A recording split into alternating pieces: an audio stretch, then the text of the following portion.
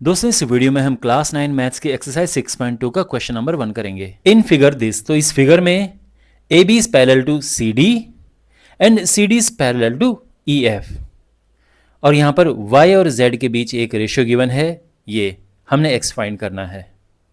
Alright, okay, तो देखो हमेशा जैसे मैं कहता हूँ कि इसको लिखने से पहले इसको एक रफली सॉल्व कर दिया करो ताकि आपको एग्जैक्टली पता रहे कि किस तरह से आपको लिखना है। तो यहाँ पर ये दो लाइंस पैरेलल हैं और ये दो लाइंस पैरेलल हैं, ठीक है। y और z के बीच रेशियो गिवन है, तो इसका ये मतलब है कि y और z में हमें एक और रिलेशन चाहिए कि इनको प्लस करके क्या आएगा, इन्हें माइनस करके क्या आएगा, कुछ एक ऐसा रिलेशन चाहिए, और वो हमें मिल जाएगा। यहाँ से देखो ये y है तो ये भी y होगा, बिकॉज ये कॉरेस्पॉन्डिंग एंगल्स हैं, समझ रहे हैं। तो ये और ये इक्वल होंगे, तो ये y है तो ये भी y होगा। अब यहाँ पर y प्लस z 180 है, बिकॉज ये लीनियर पेयर बनाते हैं, इनको प्लस करके 180 आएगा, और ऐसे में फिर y और z अलग अलग हमें मिल जाएंगे। और एक बारी हमें y मिल गया तो y और x को प्लस करके 180 आता है। x plus y is equal to 180, because ये हैं को इंटीरियर एंगल्स। पैरेलल लाइंस जब होती हैं और ट्रांसवर्सल लाइन जब उन्हें काटती है तो एक ही साइड के इंटीरियर एंगल्स को हम कहते हैं को इंटीरियर एंगल्स, और उनको प्लस करके 180 आता है, और इस तरह से x भी आ जाएगा। समझ गए? इस तरीके से हम आगे बढ़ेंगे। ऑलराइट, तो सबसे पहले इनको नाम देते हैं। देखो A B C D E F, यहाँ पे ऑलरेडी नाम है। ये जो लाइन है ट्रांसवर्सल लाइन, इसको हम नाम दे देते हैं एफ जी एच। और ये ट्रांसवर्सल लाइन इन लाइंस को कट करे इन 3 पॉइंट्स पे, तो इनको भी नाम दे देते हैं आई जे के, ठीक है। ऑलराइट, और अब सबसे पहले बात करते हैं कि ये एंगल, देखो जो रेड में मैंने लिखा है आप इसे लिखना मत, मैंने बस आपको समझाने के लिए यहाँ पे लिखा है, ठीक है। ये हमने फाइंड करना है, तो आप ये सब हम अभी बाद में मिटा देंगे। यहाँ पर ये एंगल और ये एंगल हमने इक्वल लिखने, क्योंकि ये और ये प्लस करके 180 लिखना है। तो यहाँ पर हम क्या करेंगे कि C D and E F are parallel, G H is transversal, therefore angle this is equal to angle this.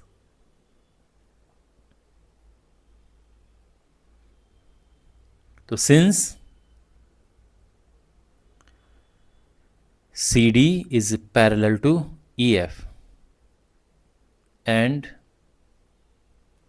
GH is a transversal,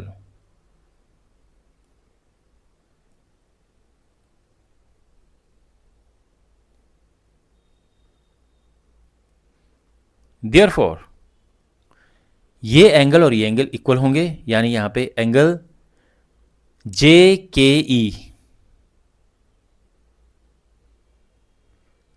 is equal to angle IJC। Okay, क्यों इक्वल हैं? Corresponding angles.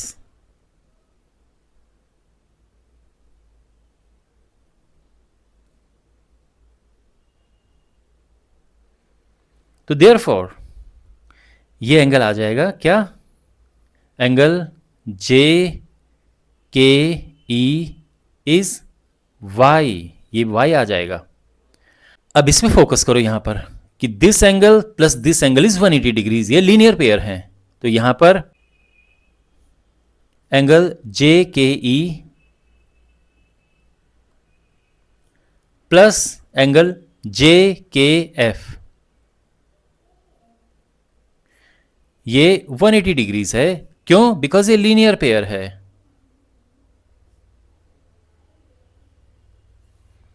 तो therefore अब देखो ये y है ना,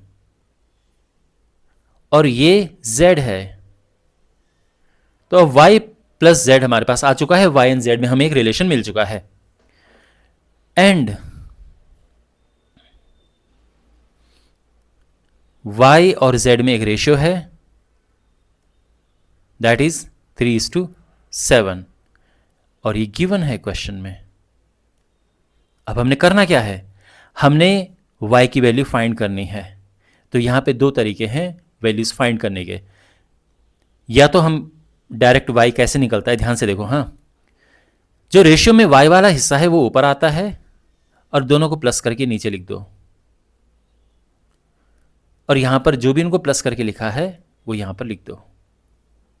तो ये हो जाएगा 3/10 इंटू 180, 0 से 0 कैंसिल, और ये हो जाएगा 54 डिग्रीज।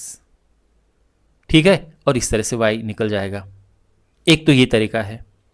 दूसरा तरीका ये है, देखो मुझे पर्सनली ये ज़्यादा अच्छा लगता है यहाँ पर, बिकॉज ये एकदम एक स्टेप में आंसर आ जाता है जल्दी से। फिर भी हो सकता है आपको ये आपके टीचर ने समझाया हो, तो मैं आपको ये बता देता हूँ कि ये भी एक तरीका है। इसमें आप क्या कर सकते हैं कि लेट y, देखो जो रेशियो है उसमें एक को ले लो 3k। देखो अक्सर हम 3x लिखते हैं, बट x ऑलरेडी क्वेश्चन में लिखा हुआ है तो हम x नहीं लिखेंगे, 3k मैंने लिख दिया है, और z को लिख दो 7k। तो y प्लस z हमारे पास है 180, है ना। y कितना है 3k, z 7k, तो ये 180 है। इनको प्लस करेंगे 10k इज इक्वल टू 180, और यहाँ से हमें k मिल जाएगा, 10 से डिवाइड करेंगे 18। समझ गए, k मिल चुका है। और देयरफॉर y क्या होगा, क्योंकि हमें y चाहिए x निकालने के लिए, ध्यान रखना। मतलब 3k है, यानी 3 इंटू 18, ये हो गया 54 डिग्रीज। तो ये भी तरीका है y निकालने का। हाँ, तो मैं यहाँ पर ये कह रहा था कि हमें x की वैल्यू फाइंड करने के लिए y की ज़रूरत है, इसलिए आप ये नोटिस करेंगे कि मैं z नहीं निकाल रहा हूँ, क्योंकि उसकी नीड नहीं है। ठीक है, अगर ज़रूरत है तो निकाल दो। जैसे यहाँ पे z अगर निकालना है तो निकाल दो, 7 इंटू k की जगह पे 18 रखना है और आ जाएगा, पर z की नीड है नहीं। ओके, ये हमारे पास y निकल चुका है। अब फोकस करो इस पे, ये दो लाइंस पैरेलल हैं, ये ट्रांसवर्सल है, and this plus this is 180 degrees. Now AB is parallel to CD and GH is transversal.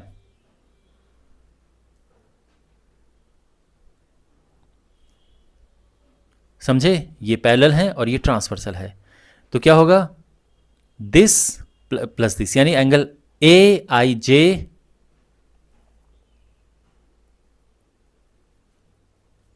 Plus angle IJC लिखो या CJI लिखो, बात देखिए, IJC लिख देते हैं। ये दोनों को प्लस करके 180 डिग्रीज आएगा, और इनको को इंटीरियर एंगल्स कहते हैं।